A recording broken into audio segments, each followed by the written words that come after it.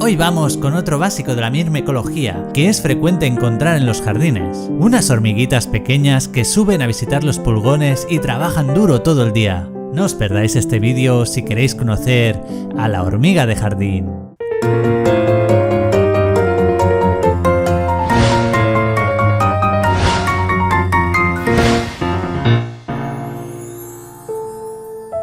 Bienvenidos a un nuevo episodio de Antenas.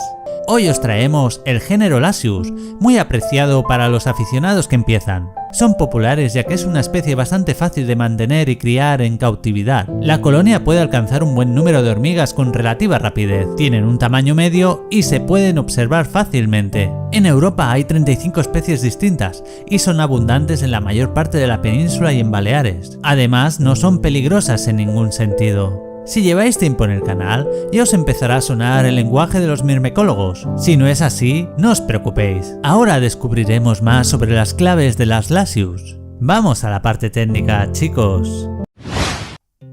Las Lasius tienen un tamaño mayor a 0,75 milímetros. Podríamos decir que su cintura es de un solo segmento, el pecíolo, que está entre el mesosoma y el gáster. El clípeo, que es la zona entre su frente y la boca, no se extiende más arriba de los lóbulos frontales, que son la zona de donde salen las antenas.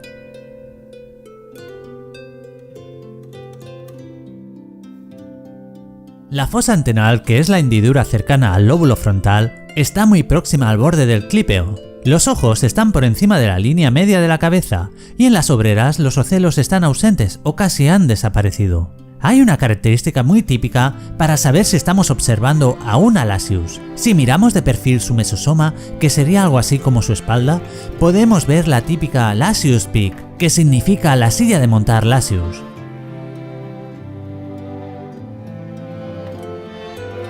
También las reinas Lasius tienen el gáster muy ancho y con brillos metálicos, aunque para observar todos estos detalles necesitaremos una lupa de bastantes aumentos. Como siempre, no intentes excavar un hormiguero, aparte de la baja probabilidad de encontrar a la reina, seguramente no sobreviva. Recordad, lo que la naturaleza ha creado, obsérvalo, disfrútalo y déjaselo a la naturaleza. Ya hemos dicho que es una especie de iniciación y muy común, así que no será difícil que nos regalen una reina Lasius algún aficionado o junto a la compra de algún hormiguero en una web especializada. También podemos capturar reinas en sus vuelos nupciales después de la fecundación. Las hormigas de jardín o Lasius niger normalmente vuelan sobre la segunda quincena de junio, los días de más bochorno, aunque distintas especies pueden tener diferentes registros de vuelos, como nuestras chicas de oro, las Lasius flavus, que como ya dijimos tienen los vuelos normalmente de agosto a octubre. Aquí arriba os dejo el enlace de las chicas de oro por si no habéis visto su capítulo. Las Lasius niger son monogénicas, así que solo hay una reina por hormiguero. Y son monomórficas, que quiere decir que solo tienen una casta de obreras del mismo tamaño, aunque sus primeras obreras son nurses, que como ya sabemos son obreras con un metabolismo acelerado por la reina para ayudarle a fundar su colonia, y nacen más pequeñas de lo normal. Una de las ventajas de las níger es que son muy prolíficas con los cuidados necesarios. A unos 25 grados, los tiempos de desarrollo son de huevo a larva en unos 15 días, de larva a pupa otros 10 días y en 15 más pasaría de pupa a obrera. Si nuestra colonia prospera bien, al final del primer año tendremos unas decenas, al final del segundo otoño unos cientos y al final del tercer año podríamos llegar al millar de individuos. Estos números son relativos, ya que depende mucho de cómo se alimenten y las temperaturas. Las colonias maduras en la naturaleza pueden llegar a decenas de miles. En cautividad podemos controlar la población con las proteínas sobre todo. Son longevas, las obreras suelen vivir entre 1 y 3 años. En cautividad la reina de Lasius niger más vieja conocida vivió en Suiza 28 años y 8 meses, de 1921 a 1950. Claro que es un récord absoluto, aún así suelen vivir alrededor de 12 años. El terror de algún jardinero al descubrir una colonia de Lasius en su jardín va asociado a la alimentación, ya que se alimentan de la melaza de los pulgones y también se encargan de la protección de los mismos. Así, si nos fijamos en los brotes tiernos de las plantas, podemos ver unos diminutos animales alimentándose de su savia y cómo las lasius se acercan y golpean su espalda con las antenas, haciendo que estos levanten su abdomen y segreguen una gotita de melaza. Se les compara con ganaderas que ordeñan en este caso a los pulgones. También los transportan a las zonas de las plantas más productivas. Normalmente, gracias a los cuidados, la población de pulgones aumenta y muchos más alcanzan la edad adulta. Podríamos decir que casi siempre tienen un beneficio mutuo. Digo casi siempre porque también es verdad que si la colonia necesita un aporte de proteínas, serán devorados por sus cuidadores. Aunque también obtienen proteínas de insectos muertos que van encontrando por el jardín. Incluso pueden distinguir entre familias de pulgones más productivas o menos productivas, y pueden tener unos para comer y otros para ordeñar. Se sabe que pueden guardar pulgones en invierno en el hormiguero y llevarlos a las plantas en primavera, y también extraen melaza de los pulgones de las raíces. La relación que tienen las lasius con los pulgones data de hace millones de años, ya que se han encontrado documentada en los fósiles de ámbar en el Báltico. También tiene una relación con los licénidos, que son un grupo de mariposas muy abundantes. Ya algunas especies buscan la presencia de las lasius antes de poner sus huevos. Las larvas de estas mariposas tienen unas glándulas acabadas en pelos y unos órganos dorsales que segregan tanto glucosa como aminoácidos, que son los componentes de las proteínas. También tienen unos tentáculos para poder comunicarse con las hormigas. Estas larvas son protegidas por las hormigas, incluso a veces hacen el paso de larva a pupa en el mismo interior del hormiguero. Aunque hay alguna especie que ha dejado de ser mutualista y que se ha convertido en parásita, ya que las larvas han llegado a la coevolución, produciendo una serie de feromonas muy similares a las hormigas y siendo llevadas al interior del hormiguero y alimentadas con sus propias larvas de lasius. Aunque a simple vista parece que las lasius son unas parásitas de nuestros jardines, tienen una parte muy importante en la naturaleza, como por ejemplo las lasius grandis, y han ayudado a que no se extinga una planta endémica del Pirineo aragonés, ya que visitan estas plantas para recoger su néctar y establece la mayor fuente de polinización y supervivencia de esta planta. Así pues, en cautividad su alimentación está clara. Usaremos sobre todo líquidos azucarados y una vez por semana podemos darle algún insecto o larva de tenebrio. Cuando la colonia es pequeña son muy tímidas y asustadizas. Un insecto puede provocar pánico, y más si está vivo. Según van creciendo, la colonia se vuelve más agresiva. Su alimento preferido son los pulgones, pero es muy difícil mantenerlos en un hormiguero doméstico. Tenemos que tener cuidado con la humedad. Quizás este es el aspecto más crítico de las lasius, sobre todo para especies como las flavus, que son muy dependientes, aunque tampoco les gusta una humedad excesiva. Y como siempre hay que tener cuidado con la condensación, podría producir gotas y ahogar a las hormigas. Las hormigas de jardín toleran muy bien una cantidad de luz considerable, aunque como todas las hormigas, ellas detectan la luz como exterior, así que no estarán cómodas con el hormiguero destapado. Aunque sí podemos incluir un filtro rojo, que al ser un color que no ven, pensarán que están tapadas, aunque tú podrás seguir viéndolas. Las lasius necesitan la hibernación o dispausia a toda costa. Si intentas evitarla, probablemente muera tu colonia. Es necesario que hibernen un mínimo de 4 meses sin bajar nunca de los 0 grados. Durante la hibernación se les ha de seguir alimentando, aunque mucho menos por su baja actividad, pero es bueno darles líquidos azucarados, ya que no necesitarán demasiadas proteínas. Las lasius usan la llamada estrategia de cría prolongada. Hay larvas que hibernan y pupan el verano siguiente, llamadas cría lenta, y otras larvas que pupan el mismo verano, llamadas crías rápidas. Las obreras controlan las larvas en todos los desarrollos, pero nunca hibernarán con huevos. Antes hablábamos del parasitismo de las lasius con los pulgones y áfidos, pero lo más sorprendente es que dentro del mismo género hay especies de lasius que parasitan a otras lasius. Veamos.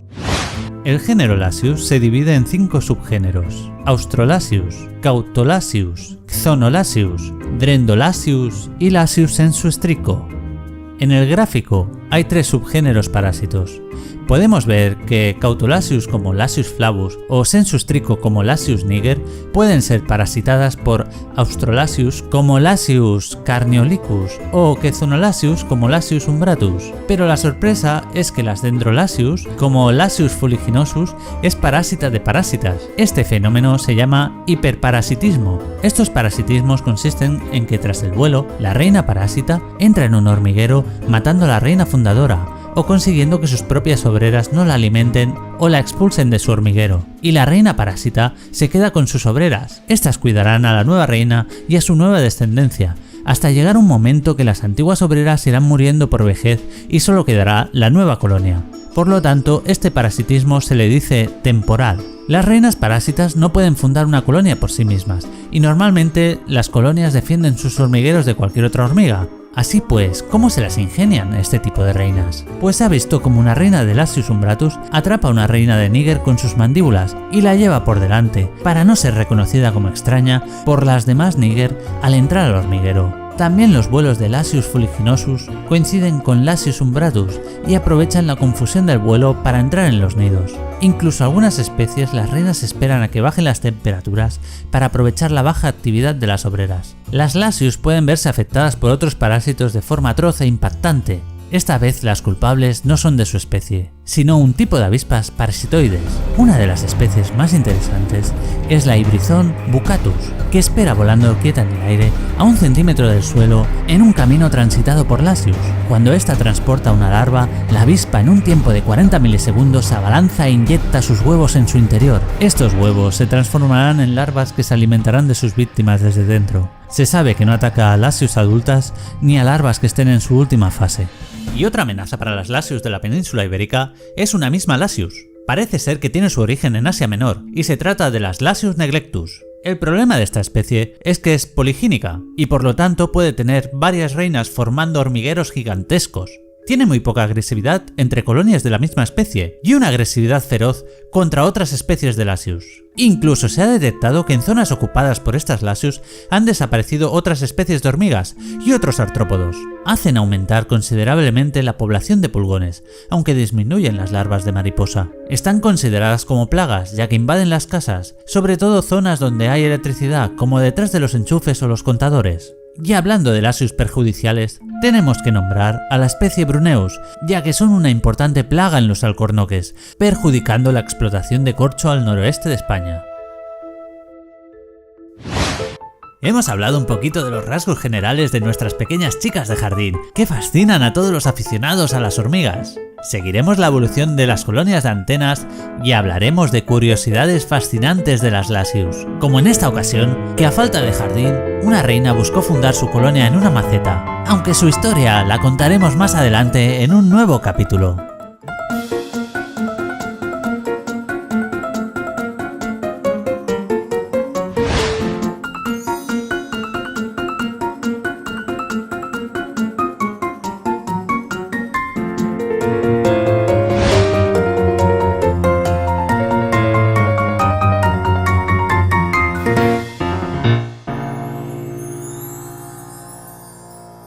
Bienvenidos a otra clase de Antenas Academy. Hoy hablaremos de la adopción. En humanos es simplemente la acción de adquirir la calidad de hijo por parte de unos extraños que asumen la posición de padres. En algunos animales es una reacción fisiológica distinta a los sentimientos, que puede suceder por error, por accidente o también por instinto. Pero las hormigas funcionan diferente. Aunque técnicamente hay una madre que crea descendencia, una colonia está diseñada y funciona como un único individuo.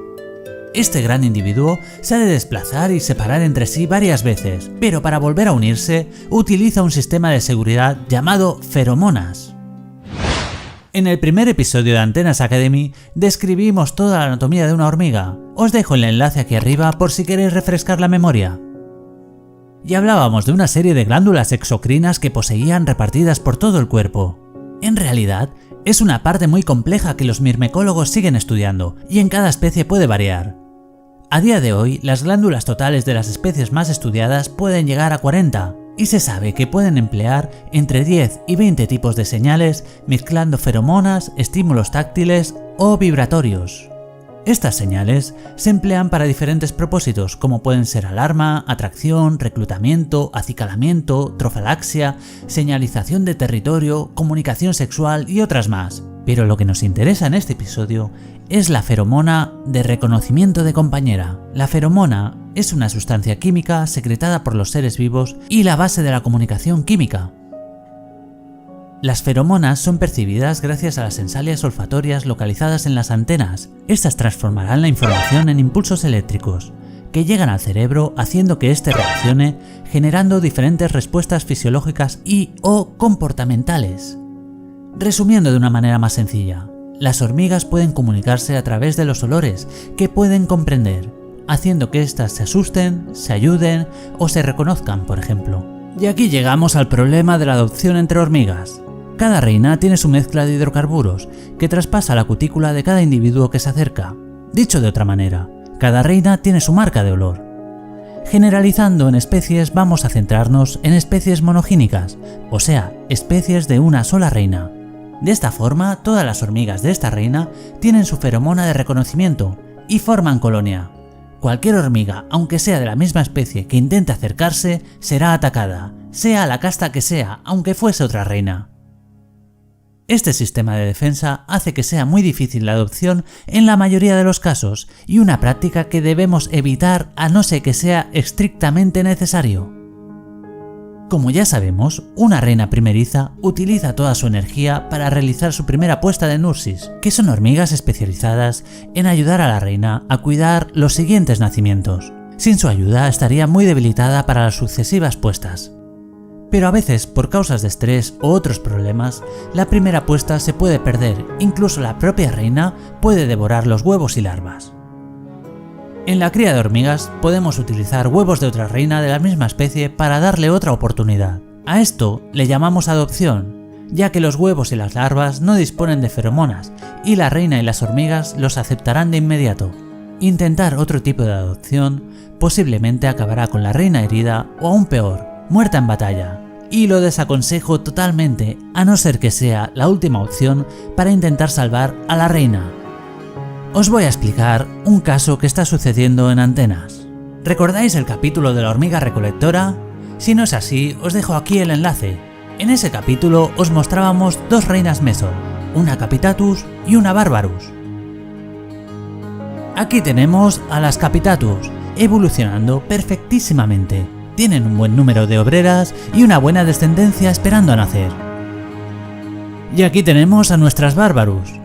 Las dos han estado en las mismas condiciones, se les ha alimentado de igual forma, las mismas veces. Han compartido el mismo lugar, con la misma temperatura y se les ha molestado por igual. Por alguna razón, nuestra Barbarus se comió su puesta donde tenía las primeras larvas, de ahí que sepamos que no eran huevos tróficos, que usan para alimentarse. Durante las siguientes semanas han tenido más puestas, que han fracasado, cada vez se debilita más y tememos que sin ayuda no podrá seguir adelante. Quizás si tuviese algunas obreras con las que apoyarse, esta última tímida puesta que ha realizado evolucionaría. Como hemos mencionado, si añadieras obreras con feromonas diferentes, lucharían hasta la muerte. Pero dentro de la cría de hormigas hay unas técnicas de adopción que a modo de experimento vamos a utilizar para intentar sacar adelante esta reina. Lo primero que necesitamos es una colonia donante. Y chicos, créedme cuando digo que tenemos la colonia.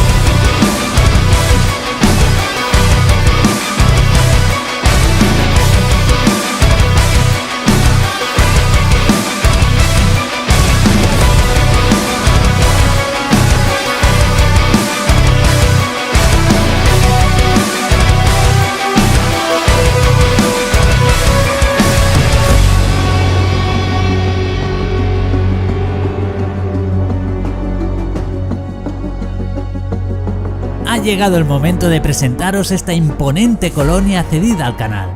Salva, el dueño de mihormiguero.es, un gran fabricante de hormigueros a nivel nacional y europeo, además de ser un apasionado y un gran entendido de la cría de las hormigas, el cual tiene algún estudio que podemos encontrar en literatura mirmecológica del que hablaremos en un futuro, ya que creo que vale la pena conocer. Aparte de apoyarnos desde el momento que conoció el proyecto que intentamos llevar en el canal, también quiso que tuviéramos en antenas esta colonia de Mesor barbarus criada desde reina de nada menos que 7 años. Siempre el vídeo camufla la realidad, y aunque hace poco que sufrimos una renovación en esta colonia, que es la muerte de un gran número de individuos en un corto periodo de tiempo, es impresionante la cantidad de hormigas que tiene. Ahora, muy asustadas por los potentes focos que tenemos en el estudio de antenas, se han comprimido, pero tranquilamente, en esta galería, puede haber más de 100 obreras refugiándose. Aparte de mostraros esta imponente colonia, os quería pedir consejo. Yo creo que sí, pero ¿qué opináis de ampliar el hormiguero? Dejadme en los comentarios si creéis que ya necesitan más espacio estas pequeñas. Vamos a pasar a ver unas cuantas técnicas de adopción. Como ya hemos visto, el problema es el olor, así que una de las técnicas más seguras es la siguiente. Le llamaremos contacto. La adopción por contacto consiste en juntar las obreras con la reina para que su olor se impregne en ellas, pero sin que puedan entrar en contacto físico. Para ello, simplemente necesitamos otro tubo y una rejilla. Es bueno separar de la colonia unos días o una semana a las hormigas donantes para que vaya desapareciendo el olor de reina antigua. Después cortaremos la rejilla de separación que permitirá compartir las hormonas de una manera segura.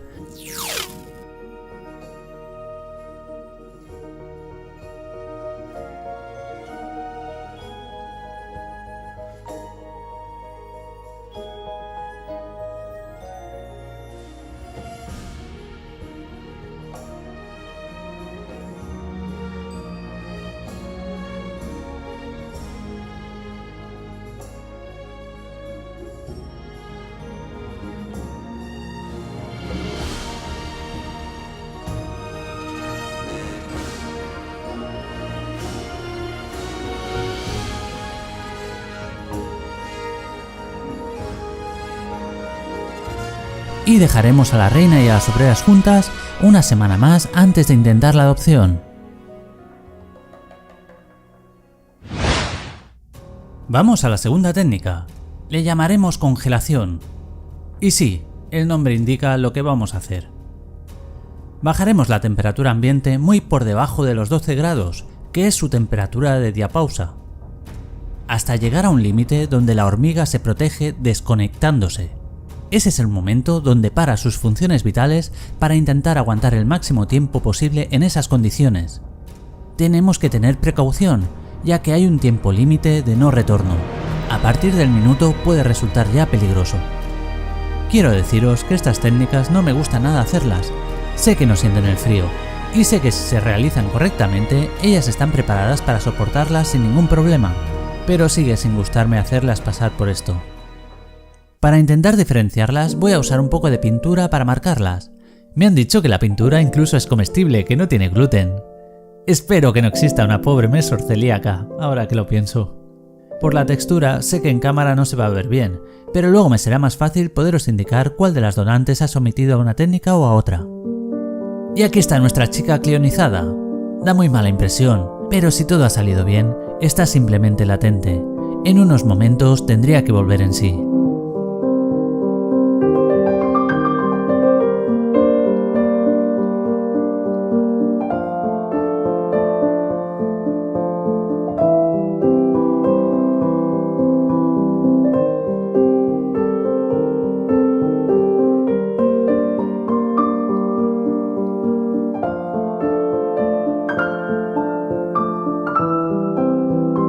Uf, chicos, qué nervioso me ponen estos experimentos, pero por suerte está perfecta. Solo me falta marcarla y dejar que se recupere un poco en esta placa de Petri.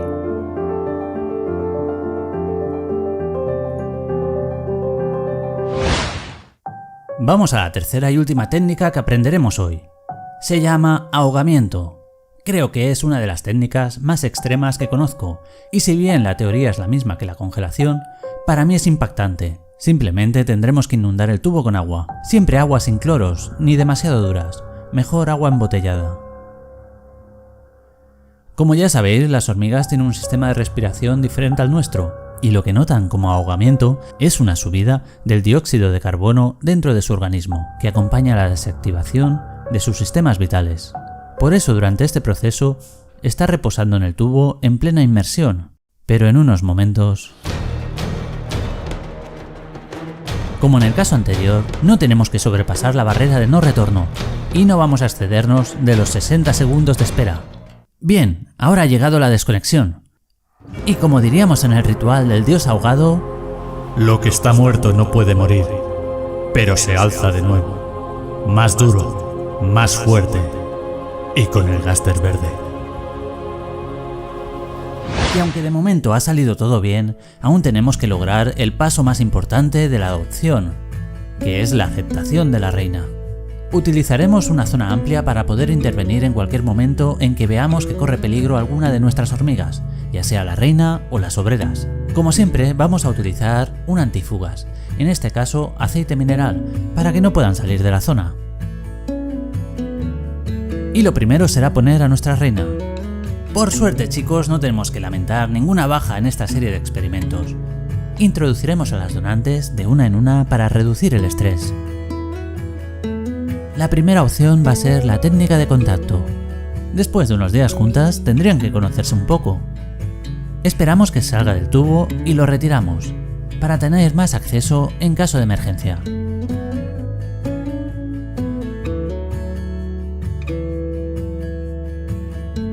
Y como vemos, se ignoran. Que no es malo. Creo que pueden estar juntas sin ningún problema. Vamos a pasar a la técnica de congelación. He leído varios estudios que han funcionado con esta técnica. Lo veremos ahora. Va directamente hacia la reina y... ¡Oh no! ¡Tenemos que intervenir! La reina le ha atacado sin pensárselo.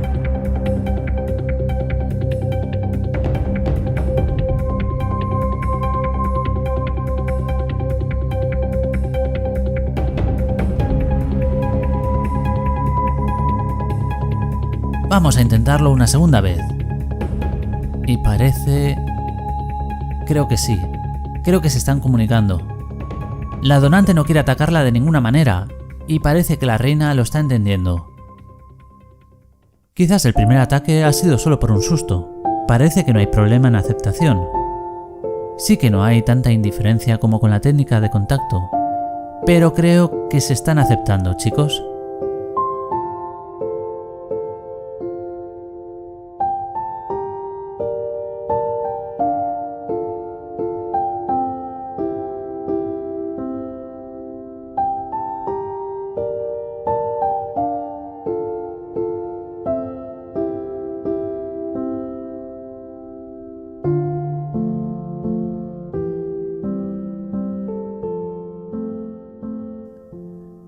Y por último, vamos a ver la técnica de ahogamiento.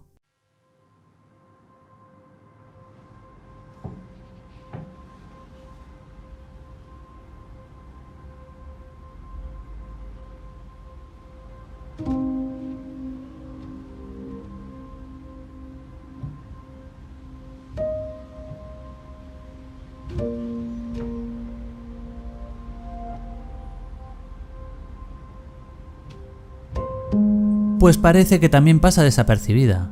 Es importante también que entre ellas no se ataquen, ya que aunque pertenecen a la misma colonia, han perdido sus feromonas de grupo.